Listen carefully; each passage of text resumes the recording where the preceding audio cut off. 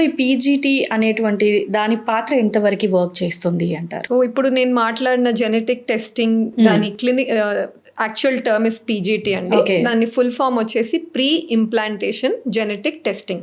అంటే ఎంబ్రియోని లేడీ గర్భసంచిలోకి పెట్టక ముందు చేసే జెనెటిక్ టెస్టింగ్ ని మనం పీజీటీ అంటాం. నా పీజీటీలో కూడా రకరకాలు ఉంటాయి, 3 రకాలు ఉంటాయి మెయిన్లీ. పీజీటీఏ అని ఒకటి ఉంటుంది, then PGTM, then PGTSR. PGTA అనగానే ఇట్ ఈస్ ఎన్యూప్లాయిడీ కోసం టెస్ట్ చేస్తున్నాం. ఎన్యూప్లాయిడీ అంటే ఎవరైనా కావచ్చు, ఒక పిండం, బాయ్ కావచ్చు, గర్ల్ కావచ్చు. నంబర్ ఆఫ్ క్రోమోజోమ్స్ 46 ఉండాలి. అదే అమ్మాయి అయితే 46XX ఉంటుంది, అదే అబ్బాయి అయితే 46XY ఉంటుంది. కొన్ని ఎంబ్రియోస్ ఏమవుతాయంటే అబ్నార్మల్గా తయారవ్వచ్చు. అది న్యాచురల్గా బాడీలో నార్మల్ ప్రెగ్నెన్సీలో కూడా అలా అవ్వచ్చు. ఐవీఎఫ్లో కూడా ఎగ్ స్పర్మ్ కలిసి అబ్నార్మల్ నంబర్ అంటే 46 బదులు ఒక ఎక్స్ట్రా క్రోమోజోమ్ 47 ఉండొచ్చు, లేదా ఒక క్రోమోజోమ్ తక్కువ ఉండి 45 ఉండొచ్చు.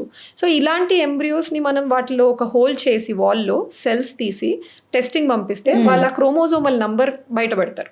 సో ఆ నంబర్ కనుక కరెక్ట్గా 46 ఉంటే బాగుంది అన్నట్టు, యూప్లాయిడ్ ఎంబ్రియో ట్రాన్స్ఫర్ చేసుకోవచ్చు. అసలు క్రోమోజోమల్ నంబరే తప్పు ఉంటే అది ముందుగానే తెలుసుకొని ఆ ఎంబ్రియోన్ ట్రాన్స్ఫర్ చేయకుండా మనం దాన్ని డిస్కార్డ్ చేసేసేయచ్చు. ఈ పరంగా చేయడం వల్ల ఏమవుతుందంటే అనవసరంగా ఈ అబ్నార్మల్ ఎంబ్రియోస్ తెలియక లేడీ గర్భసంచిలో పెట్టేస్తే మొదటిగా మాక్సిమం సక్సెస్ అవ్వవు, లేదా సక్సెస్ అయినా అబార్షన్లకు దారి తీయడము, లేదా బయట ప్రెగ్నెన్సీలో స్కాన్స్లో ఏదో ప్రాబ్లం ఉందని తెలుసుకొని మనమే దాన్ని అబార్ట్ చేయాల్సిన పరిస్థితి రావచ్చు. సో అలాంటి సిచ్యువేషన్స్ అవాయిడ్ చేయడానికి ఈ పీజీటీఏ చాలా హెల్ప్ఫుల్ అనమాట. లీగలీ చూసినట్టయితే ఇండియాలో బాయా గర్లా అన్నది రివీల్ చేయరు జెండర్, ఎందుకంటే లీగల్ పరంగా. వేరే కంట్రీస్ లో in the world few countries ఉన్నాయి ఎక్కడైతే దిస్ ఇస్ లీగల్, అంటే బాయా గర్ల్ అని తెలుసుకుంటూ ఉంటారు. అది ఎలా తెలుసుకుంటారు అంటే this is PGTA, but in India అయితే ఇట్ ఈస్ నాట్ లీగల్.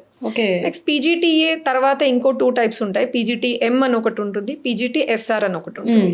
ఎం అంటే సింగిల్ జీన్ డిజార్డర్స్, ఫ్యామిలీలో ఏదో ప్రాబ్లం రన్ అవుతుంది, దానికి కారణం ఒక పర్టిక్యులర్ జీన్ అయి ఉండొచ్చు, మ్యూటేషన్. మళ్ళీ ఇదే ప్రాబ్లం ఫర్దర్ ఆఫ్ స్ప్రింగ్స్ లో వస్తే ఎట్లా అని భయం ఉంటే కపుల్స్ ఆ పర్టిక్యులర్ క్రోమోజోమల్ ఎర్రర్ వాళ్ళకి తయారైన ఎంబ్రియోస్ లో ఉందా లేదా చూసుకొని ఏ ఎంబ్రియోలో అయితే ఆ జెనెటిక్ ఎర్రర్ లేదో అది పంపిస్తారు. లాస్ట్ పీజీటీఎస్ఆర్ అంటాం. కొన్ని స్ట్రక్చరల్ రీఅరేంజ్మెంట్స్, ట్రాన్స్లోకేషన్ ఎర్రర్స్ అని కొంతమందిలో ఉంటాయి. సో అవి కూడా ఉన్నాయా లేదా చూసుకొని మంచి ఎంబ్రియోస్ ని తన గర్భసంచిలోకి ట్రాన్స్ఫర్ చేస్తాం.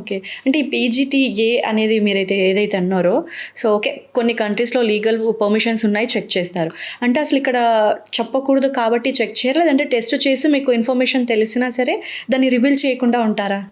So at the level of lab చెప్తాం. ఫర్టిలిటీ సెంటర్స్ ఇప్పుడు హైదరాబాద్లో కావచ్చు, వైజాగ్, వరంగల్లో సెంటర్స్ ఉన్నాయి. మా లాగానే there are multiple fertility centers. So fertility సెంటర్స్లో ఏం చేస్తామంటే ఐవీఎఫ్ ట్రీట్మెంట్ ఎక్కడ నడుస్తూ ఉంది అంటే వాళ్ళ ఎగ్ తీసుకుంటున్నారు, స్పర్మ్ తీసుకుంటున్నారు, వాళ్ళ ల్యాబ్స్ లో అవి 2 కలిపి ఎంబ్రియోస్ తయారు చేస్తున్నారు. ఆ ఎంబ్రియోస్ ని సూటబుల్ గా లేడీ లైనింగ్ బాగుంది అన్నప్పుడు గర్భసంచిలోకి పంపించడం జరుగుతూ ఉంది. నా ఈ ఎంబ్రియోస్ టెస్టింగ్ కానీ ఆ మెకానిజం మన ఫర్టిలిటీ సెంటర్స్ లెవెల్లో ఉండదు. మేము ఏం చేస్తాము అంటే ఎవరికన్నా నేను అన్నట్టు అబార్షన్స్ చాలా సార్లు అయ్యాయి, ఐవీఎఫ్ ఫెయిల్యూర్స్ చాలా ఉన్నాయి, వాళ్ళు గట్టిగా ఆలోచించుకొని ఒక నిర్ణయం తీసుకుంటారు. ఏంటి అంటే ఊరికేనే అన్నెసెసరీగా ట్రాన్స్ఫర్స్ అవుతున్నాయి, సక్సెస్ రావట్లేదు. సో తయారైన ఎంబ్రియోస్ ఇప్పుడు జెనెటిక్ టెస్టింగ్ చేయించుకొని దాంట్లో నిజంగా ఓకే బాగానే ఉన్నాయి అన్న ఎంబ్రియోస్నే నేను ట్రాన్స్ఫర్ చేయించుకుంటాను. సో అలాంటప్పుడు ఏం చేస్తామంటే ఫర్ ఎగ్జాంపుల్ ఒక లేడీకి 2 ఎంబ్రియోస్ తయారయ్యాయి అనుకుందాం.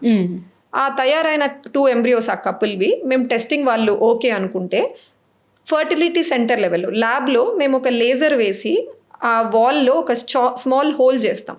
అప్పుడు కొన్ని సెల్స్ బయటకు వస్తాయి. ఆ సెల్స్ ఒక్కటే చిన్న వయల్లో పెట్టి మేము టెస్టింగ్ సెంటర్కి పంపిస్తాం. టెస్టింగ్ సెంటర్ అనగానే రెగ్యులర్ డయాగ్నోస్టిక్ సెంటర్స్ సిటీలో ఉన్నాయి, వాళ్ళు చేయరు ఇవన్నీ. సో దీనికి సపరేట్గా కొన్ని సెంటర్స్ ఉంటాయి, డైరెక్ట్గా అండర్ గవర్నమెంట్ కంట్రోల్, ప్రైవేటైజేషన్ ఉండవు. సో వాళ్ళు ఏం చేస్తారంటే వాళ్ళు చూసి రిపోర్ట్ని మనకు పంపిస్తారు. ఎంబ్రియో మనం ఎక్కడికి పంపించట్లేదు టెస్టింగ్కి, ఎంబ్రియో సెంటర్లోనే ఉంటుంది. ఓన్లీ దాని నుంచి తీసిన కొన్ని సెల్స్ పంపించడం జరుగుతుంది. ఆ రిపోర్ట్ వచ్చేంత వరకు ఎంబ్రియో ఫ్రీజింగ్ లో ఉంచుతాం. రిపోర్ట్ రెవర్ట్ యూజువల్ గా ఒక 15 days to 1 month ఎంతైనా పట్టొచ్చు టైం. వాళ్ళు రిపోర్ట్ పంపించినప్పుడు ఆ రిపోర్ట్ ఎలా ఉంటుంది, సో వాళ్ళు అందరూ అనుకునేది ఏంటంటే పేషెంట్స్ కానీ కపుల్స్ కానీ ఆ రిపోర్ట్లో ఉంటుంది బాయా గర్లా అనేది బాగుందా లేదా అంతా ఉంటుంది, మేము వాళ్ళకి రివీల్ చేయట్లేదు అని అనుకుంటారు. Okay. But there is nothing like that. వాళ్ళు డైరెక్ట్గా కమ్యూనికేట్ చేసి సెండ్ చేసే రిపోర్ట్ మాకు ఏది ఉంటుందో అదే మేము పేషెంట్స్కి చూపిస్తాం, కపుల్స్కి. సో వాళ్ళ క్లియర్లీ ఆ రిపోర్ట్లో ఏం రాస్తారంటే ఓన్లీ నేను చెప్పినట్టు యూప్లాయిడా ఎన్యూప్లాయిడా, క్రోమోజోమల్ నంబర్ కరెక్ట్ ఉందా తప్పుందా, బాయా గర్ల్ అనేది రివీల్ చేయరు. ఎందుకంటే ఆ ఓనెస్ ఆ సెంటర్స్ మీద ఉంది కాబట్టి ఇండియాలో. సో ఐడియల్లీ మాకు తెలుస్తుందా అంటే no actually.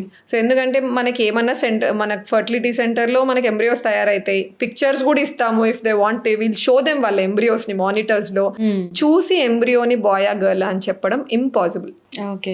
So if in case couple అమ్మాయి అయినా సరే అబ్బాయి అయినా సరే ఫస్ట్ ఉంది కావాలి అనుకుంటున్నాము, మాకు వాళ్ళు ఎవరు పుట్టినా సరే ప్రాబ్లం లేదు ఇష్టం అని ఇఫ్ వాళ్ళు ఫోర్సింగ్గా అడిగినా కూడా చెప్పే అవకాశం లేదంటారు? డెఫినెట్లీ అండి. ఎందుకంటే 2 months లో 3 months లో ఒకసారి we have couples actually coming.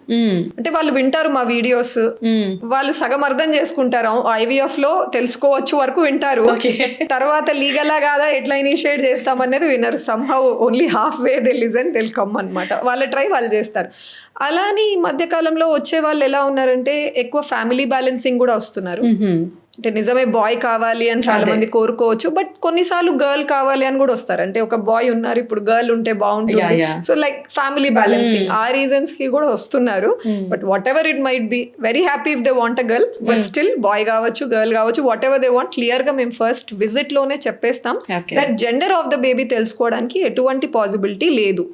Just మళ్ళీ కన్సీవ్ అవ్వడానికి మాత్రం డెఫినెట్ గా ట్రీట్మెంట్ ఇవ్వగలము, హెల్ప్ చేయగలము అన్నది అయితే క్లియర్ గా చెప్పాలి. అంటే ఇప్పుడు లేడీస్ సైడ్ నుంచి చూసుకుంటే కనుక ఎగ్లో మనకేం పెద్ద వేరియేషన్ ఉండదు, బట్ స్పర్మ్లోనే మనకు బేబీనా బాయా అనేది డిసైడ్ చేస్తుంది కాబట్టి సో స్పర్మ్లో కూడా తెలిసే అవకాశం ఏం లేదంటారా? ఇప్పుడు ఎగ్ నుంచి 23 eggs వస్తుంది, half chromosome set. So eggs అన్నిట్లో 23 eggs ఉంటుంది.